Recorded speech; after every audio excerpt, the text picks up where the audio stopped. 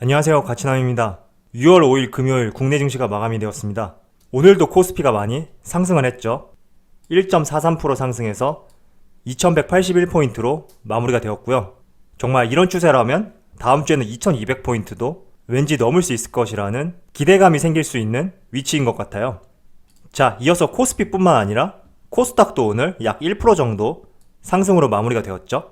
그리고 오늘 코스피, 코스닥 모두 공통된 특징이 있었는데 장 초반과 달리 후반으로 갈수록 더욱 좋은 흐름을 이어갔다라는 것을 알 수가 있습니다. 코스피도 마찬가지죠. 장 초반과 달리 후반으로 갈수록 지속적인 상승이 나왔다라는 것을 알 수가 있죠. 자, 그리고 삼성전자 같은 경우에도 어제는 장 초반과 달리 후반으로 갈수록 밀리는 모습을 보여주었었는데 오늘은 어제와 달리 후반으로 갈수록 더욱 좋은 흐름을 이어갔다라는 것을 알 수가 있죠. 그래서 1.65% 상승해서 55,500원에 마무리가 된 것을 알 수가 있습니다. 자, 그리고 SK 하이닉스도 마찬가지예요. 장 후반으로 갈수록 지속적인 상승세를 보여주면서 90,000원을 넘었죠. 상승 폭만 놓고 보면 삼성전자보다 더 많이 상승한 것을 알 수가 있고요. 오늘 SK 하이닉스와 삼성전자 모든 반도체 업종들이 다 좋은 흐름을 보여주었다라는 것을 알 수가 있습니다. 자, 그리고 오늘 코스피 수급을 살펴보면 기관 쪽에서는 매수세가 들어왔는데 외국인의 경우는 소폭 순매도로 마감을 한 것을 알 수가 있습니다. 그리고 삼성전자를 이어서 보게 되면 기관 쪽에서 오늘도 크게 들어온 것을 알 수가 있고요. 요 며칠간 기관 쪽에서 굉장히 많은 물량들이 들어오고 있는데 대부분 금융투자라든지 투신 쪽에서 집중되어서 매수세가 유입이 된 것을 알 수가 있습니다. 반면에 오늘 같은 경우에는 외국인이 일부 순매도로 전환을 했죠. 하지만 많은 물량이 아니기 때문에 큰 의미를 둘 필요는 없다고 생각을 하고 있고요. 만약에 순매도세가 지속적으로 이어진다던가 혹은 큰 매도 물량이 나오지 않는 한은 이 정도 순매도 물량은 크게 의미 부여를 하지 않아도 좋을 것 같습니다. 자, 그리고 특이한 점을 한번 살펴보면 외국인과 기관이 5월 중순 이후부터 지속적으로 삼성전자와 SK 하이닉스를 매집하고 있다고 수급을 통해서 보여드렸잖아요. 역시 이렇게 크고 우량한 대형주 같은 경우에는 외국인과 기관의 매수세가 집중이 되어야지만이 상승폭이 빠르게 올라갈 수가 있어요. 그래서 5월 중순 이후로 좌측을 살펴보시면 3거래일을 제외하고는 지속적인 상승으로 마감이 되고 있다라는 것을 알 수가 있습니다. 지금 10거래일 연속 상승이죠. 삼성전자는 굉장히 양호한 흐름이라고 볼 수가 있고요. 자, 그리고 SK 하이닉스 같은 경우에는 오늘 외국인의 순매수세가 들어왔어요. 어제는 삼성전자와 달리 순매도세를 보여주었는데 오늘은 순매수세를 보여주면서 외국인이 삼성전자와 SK 하이닉스 두 종목을 모두 골고루 매집하고 있다라는 것을 알 수가 있죠. 자, 삼성전자 일봉 차트를 잠깐 보게 되면 3일 전부터 삼성전자에 시동이 걸렸다고 볼 수가 있죠. 그래서 3일 전에 큰 폭으로 오르고 나서 어제 같은 경우에는 장 초반에 굉장히 빠르게 치고 올라갔었는데 장 막판으로 갈수록 차익 매물 실현으로 인해서 음봉으로 마무리가 되었어요. 그래서 많은 분들께서 이 부분을 조금 걱정을 하시고 계시는 것 같은데 어제도 말씀을 드렸지만 또 한번 말씀을 드릴게요. 걱정할 필요 없다. 지금 이 부분은 그동안 박스권에 갇혀있던 물량들이 수익 실현을 하면서 차익 매물이 나오는 과정 중에 하나다 라는 것을 말씀을 드리고요. 이렇게 수익을 보면서 차익 매물로 나오는 이런 물량들이 정리가 돼야지만이 삼성전자와 SK 하이닉스 이런 무거운 종목들은 상승할 수 있기 때문에 어제와 같은 흐름이 가끔씩 나올 수도 있을 거예요. 하지만 지금 외국인의 수급이라든지 여러가지 시그널을 봤을 때 방향성은 설정이 되어 있기 때문에 전강 후 약 이런 흐름이 나온다고 하더라도 걱정할 필요는 없다고 말씀을 드리도록 하겠습니다. 자, 그리고 제가 오늘 여러분들에게 한 가지 말씀을 드리도록 할게요. 오늘 나온 기사를 제가 한번 살펴봤는데 지금 주식시장이 3월 중순 이후부터 거의 2달 이상 계속 상승만 하고 있단 말이에요. 그렇다 보니 개인 투자자들이 빚내서 주식을 사자라는 생각을 가지고 신용융자가 무려 11조 원을 돌파를 했다고 합니다. 그리고 지금 신용융자가 11조 원을 돌파했다는 말은 지난 2008년 10월 이후에 1년 8개월 만에 처음으로 돌파한 금액이에요. 그렇기 때문에 지금 주식시장이 지난 3월과 달리 개인 투자자들이 대하는 자세가 180도로 바뀌었다라는 것을 알 수가 있습니다. 그런데 저는 여러분들에게 단기 투자보다는 비교적 장기 투자를 중점적으로 설명을 드리고 있잖아요. 하지만 단기 투자도 제가 하지 말라고는 말씀은 안 드리고 있어요. 비교적 부정적으로 보고 있지만 하지 말라고는 제가 말씀을 드리진 않고 있어요. 왜냐하면 하고 안 하고의 차이는 개인의 선택의 문제이기 때문에 제가 이 부분에 있어서 어떻게 말씀을 드릴 수는 없지만, 지금 여기 보시면 빚내서 주식하는 거, 대출 받아서 주식하는 거, 이런 거는 정말 하지 말라고 단호하게 말씀을 드릴게요.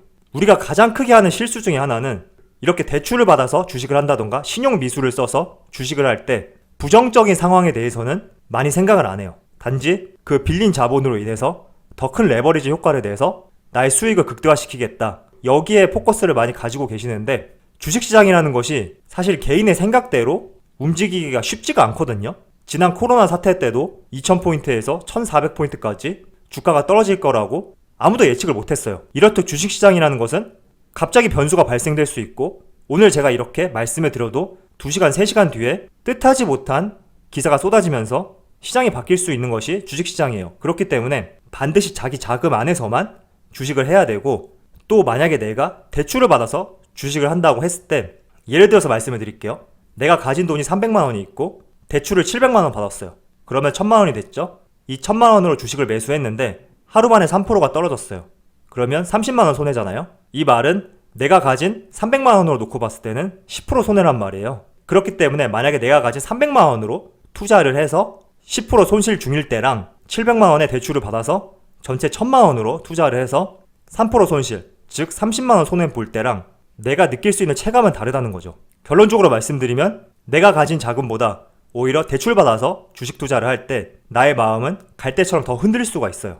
그렇기 때문에 주식을 할 때는 항상 변수가 생길 수 있기 때문에 내 자금 한도 안에서만 투자를 하시고, 긍정적인 상황보다는 부정적인 상황에 대해서도 항상 생각을 하면서 투자를 해야 된다, 이렇게 말씀을 드리도록 하겠습니다. 자, 그리고 오늘 필라델피아 반도체 지수를 제가 한번 가져와 봤는데, 제가 필라델피아 반도체 지수는 어떤 의미인지 말씀을 드렸죠? 한 번 더 잠깐 말씀을 드리면, 필 반도체 지수라는 거는 미국에 상장되어 있는 반도체 설계, 유통, 제조 판매와 관련된 회사들로 구성된 시가총액 가중 지수예요. 그래서 지난 삼성증권에서 발표한, 제가 보여드렸죠? 필라델피아 반도체 지수하고 반도체 제조업 지수의 관계성을 보여드렸는데, 이 지표를 볼 때 필 반도체 지수는 반도체 제조업 지수의 선행성을 반영한다고 말씀을 드렸어요. 그래서 10년간의 필 반도체 지수하고 반도체 제조업 지수의 관계를 보여드렸었는데, 요 며칠 사이에 필라델피아 반도체 지수가 더욱 상승했어요. 그래서 거의 코로나 직전인 전고점까지 다 왔다라는 것을 확인할 수가 있죠. 제가 지난번에 말씀드릴 때는 거의 턱 밑까지 왔다고 말씀을 드렸는데, 지금은 코로나 직전으로 99.9% 되돌아왔다고 볼 수가 있어요. 그런데 지금 삼성전자의 주가지수를 한번 보게 되면 제조업 지수의 선행성을 반영하는 필라델피아 반도체 지수하고 비교할 때 아직도 올라갈 폭이 많이 남아있단 말이죠. SK 하이닉스도 마찬가지죠. 그래서 우리가 SK 하이닉스라든지 삼성전자, 이와 관련된 반도체 업종에 관련해서 더욱 상승할 수 있는 가능성을 조금 더 알 수 있고, 그리고 주가의 움직임을 방해할 수 있는 요소들이 지금 많이 존재하지 않는단 말이죠. 공매도도 지금 제한이 되어 있고, 금리도 계속적으로 낮아지고 있고, 각 나라에서는 경기 부양책으로 돈을 풀고 있단 말이죠. 그래서 삼성전자와 SK 하이닉스 모두 더욱더 상승할 수 있는 여력이 있다 라고 저는 생각을 하고 있고, 그렇지만 주가가 상승할 때는 오르락 내리락 하면서 오를 수 있기 때문에 우리가 어제처럼 주가가 초반과 달리 후반으로 갈수록 흘러내린다고 해서 너무 걱정을 하면서 매도하고 이런 잘못된 행동을 하게 된다면 나중에 큰 시세가 나왔을 때 다 그 시세를 못 누릴 수 있죠. 그래서 이 부분만 우리가 조심하면서 잘 대응을 하자, 이렇게 말씀을 드리고, 혹시나 어제처럼 여러분의 마음을 흔들 수 있는 상황이 생긴다면 잠깐 주식창을 덮고 음악을 듣던가 커피 한잔 하시는 여유를 가져보신다면 더욱 좋은 투자를 할 수 있을 것이라고 생각을 해봅니다.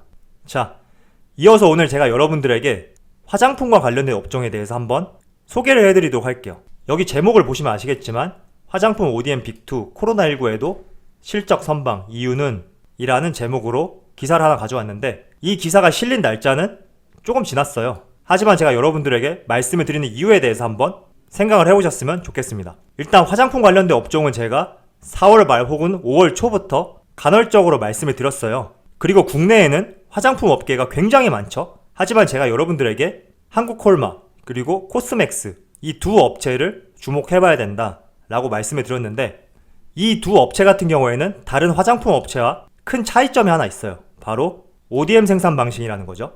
이 ODM 생산 방식이 무엇이냐면 전 세계에 있는 화장품 업체들이 자체적으로 화장품을 생산하지 않고 한국 콜마라든지 코스맥스 이런 기업들에게 화장품 생산을 의뢰하는 거예요. 즉 반도체 시장으로 비교해서 말씀을 드리면 애플 같은 기업은 반도체를 직접 제조 생산하지 않잖아요.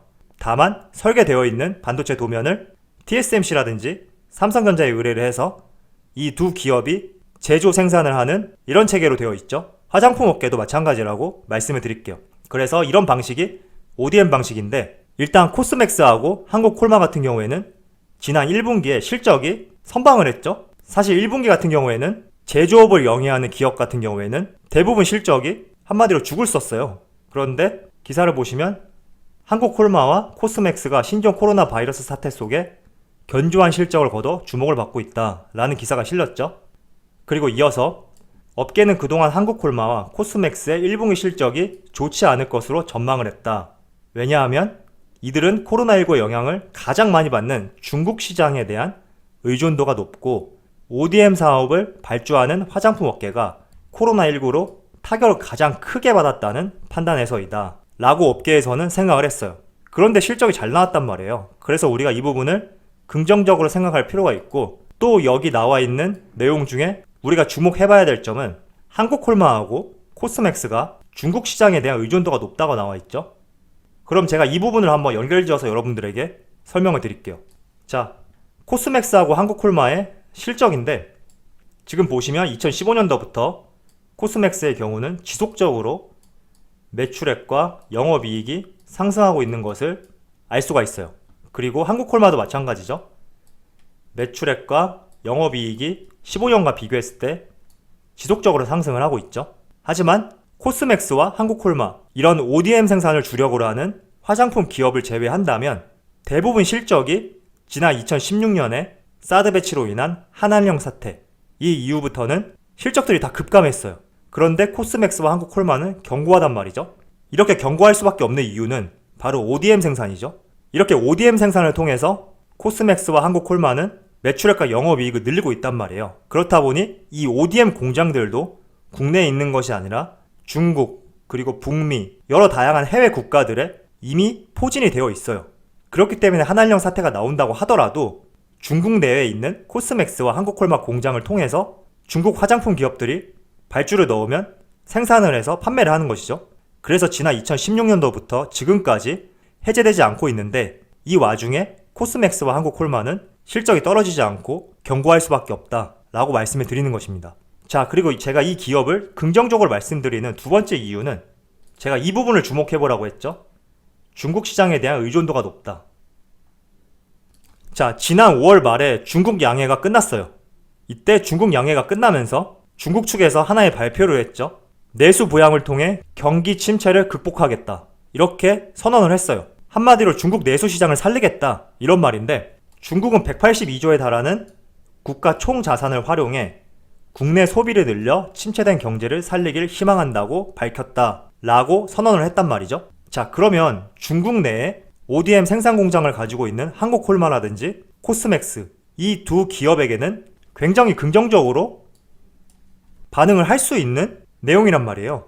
내수가 살아난다는 말은 중국 내의 소비재들이 판매가 활성화될 수 있다는 하나의 신호를 우리가 알 수가 있죠. 그래서 우리가 중국 내수가 살아난다면 화장품 시장도 다시 활성화가 될 수 있고 그 활성화의 중심에는 중국 시장에 대한 의존도가 높은 코스맥스와 한국콜마를 한번 생각해 볼 필요가 있다 라고 말씀을 드리는 것입니다. 자, 그런데 한 가지 변수가 있어요. 중국의 시진핑이 국내에 약 5년 만에 방한을 한다고 많은 기사들이 나오고 있는데 정확한 시점은 나오지 않고 있죠. 사실 올 상반기 안에 방문을 한다고 했는데 이 시점도 지금 미뤄져서 11월쯤 방문할 것이라고 많은 언론의 기사들이 나오고 있어요. 하지만 이 부분도 정확하지가 않아요. 그렇지만 중국 대사가 이런 말을 했어요. 만약에 시진핑이 한국을 방문한다면 한중 관계는 폭발적으로 성장 발전할 것이다 라고 말을 했답니다. 그리고 커다란 사변이 될 것이다 이렇게 말을 했는데 정말 이 부분을 그대로 해석을 한다면 만약에 시진핑이 국내를 방한한다면 국내의 화장품 시장은 다시 턴어라운드 할 수 있고 그리고 그 중점에는 중국에서 ODM 사업을 영위하고 있는 한국콜마와 코스맥스에게도 더 큰 호재로 작용이 될 수 있다 라는 것을 알 수가 있죠. 하지만 제가 아까 앞서서 말씀드린 한 가지 변수는 지금 트럼프가 G7을 G11으로 늘려서 한국을 초청을 했단 말이에요. 그래서 미국과 중국 사이에서 우리나라 외교가 어떻게 펼치냐에 따라서 한한령이라는 이 문제가 풀릴 수 있고 반대로는 조금 부정적으로 다가올 수가 있죠. 그렇기 때문에 이 부분이 한 가지 변수로 작용이 될 수가 있지만 저는 그래도 지금 한한령이 해제가 되지 않은 상태에서 코스맥스와 한국콜마의 견고한 실적을 비교해보고 중국 내수 시장을 중국 정부가 살리겠다 이런 의지를 드러낸 만큼 중국 내에 ODM 공장을 보유하고 있는 한국콜마와 코스맥스 이 두 기업을 지속적으로 한번 주목해볼 필요가 있다고 말씀을 드리고 싶습니다. 사실 한국콜마 같은 경우에도 제가 4월 말 혹은 5월 초쯤에 이쯤에 여러분들에게 전망에 대해서 말씀을 드렸어요. 그래서 지금 가격대와 비교해서 봤을 때 크게 많이 차이 나지 않는 가격이기 때문에 지금도 한번 긍정적으로 바라볼 수 있는 가격대다. 저는 이렇게 보고 있고 여러분들도 한번 제가 말씀드린 내용을 잘 생각해보고 정리를 해보셨으면 좋겠습니다. 자, 그럼 오늘 영상 여기서 마치도록 하고요. 항상 여러분들의 성공 투자를 기원하도록 하겠습니다. 감사합니다.